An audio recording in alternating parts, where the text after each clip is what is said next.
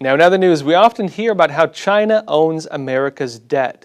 But what's lesser known is that the United States owns Chinese debt as well, more than they have of ours, about $1.6 trillion worth. The difference is that the Chinese regime has never paid a cent on it.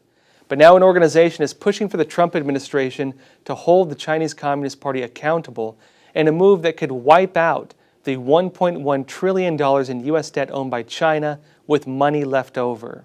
Now, to learn about the progress in collecting this debt, I spoke with Gianna Bianco the other day. She's president and chairwoman of the American Bondholders Foundation, which has power of attorney for 95% of U.S. bondholders and who has been leading this move. We'll jump into this interview now.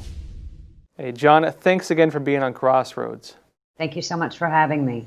Now, we all hear about America having debt with China. China owns America's debt. We hear this all the time. What a lot of people don't talk about, though, is that America actually owns a lot of Chinese debt.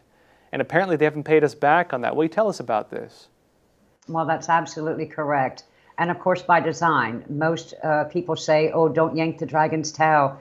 The pro-China propaganda that we see today, that is by design. Countries issue debt, just like China, America, U.S. Treasuries, etc. Americans bought China's bonds, which is what has built their country and their infrastructure, and they refuse to pay America back, even though Americans pay China $72 million a day on U.S. Treasuries held by China. China paid Great Britain for the very same bonds Americans are holding, but they refuse to pay Americans for that debt. Now, how much money are we talking here when it comes to the amount that China owes the United States? In excess of $1.6 trillion. Wow. And so what is this? I know your organization, you've been trying to hold China liable to these debts. What is the situation in terms of making that happen?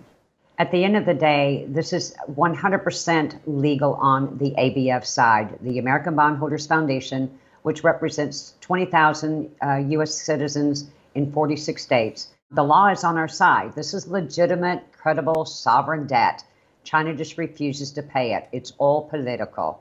And it's given an enormous amount of blockade by Wall Street firms, corporate America, that are running protectionary measures for China, just like we've seen at the Securities and Exchange Commission, where China doesn't abide by rules and regulations.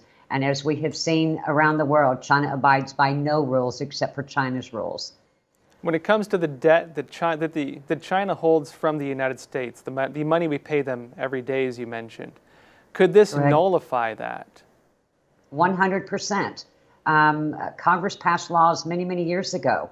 The Secretary of the Treasury has the authority to bring in the bonds from the American Bondholders Foundation at the direction of the President of the United States and use these bonds to extinguish our debt, saving hundreds of billions of dollars of taxpayers' money, extinguish our debt by basically exchanging paper to paper to China. I mean, we've seen congressional leaders say, well, let's just withhold interest payments to China, or let's just take the bonds they have.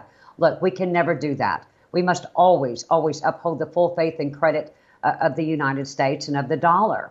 However, to do a debt swap is basically paying China with their own paper, and therefore never defaulting, never downgrading our credit rating status.